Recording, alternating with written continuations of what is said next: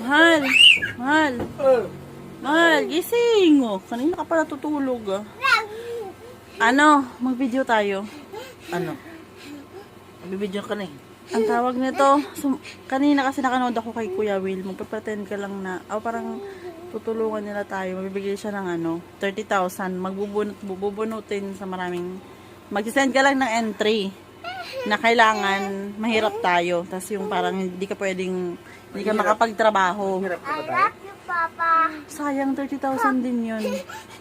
Tsaka isasabit na naman natin eh. Online lang naman. Kailangan Sayaw? Hindi, kailangan mo lang mag-pretend na parang may sakit ka. Parang, sayang 30,000. Pandagdag din sa Yun, parang hindi ka pwede magtrabaho. Parang nawala ka sa sarili, ganun. Na-depress ka. Sabihin ko na-depress ka dahil naghihirap na, Hindi tayo maano tayo na hindi baka mabash tayo. natanggal ka sa trabaho dahil sa pandemic tapos nawala ka sa sarili tapos ngayon wala ka na, hindi ka na kapag-trabaho, ganun. Okay lang ba yung ganun? Baka mabash. Hindi may mga nakakilala sa akin. Baka... Hindi, okay lang yun. Kaya isipin nila na nagkaganon ka talaga.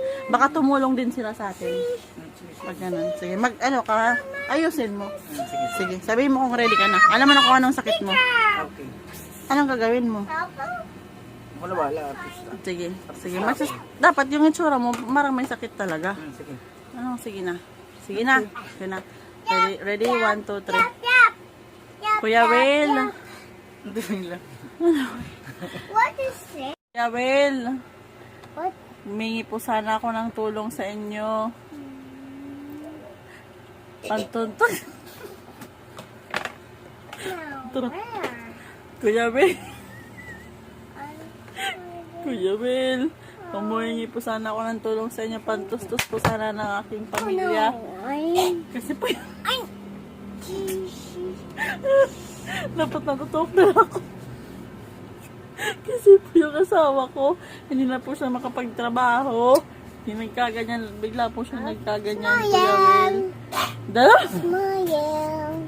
Smile, Mama.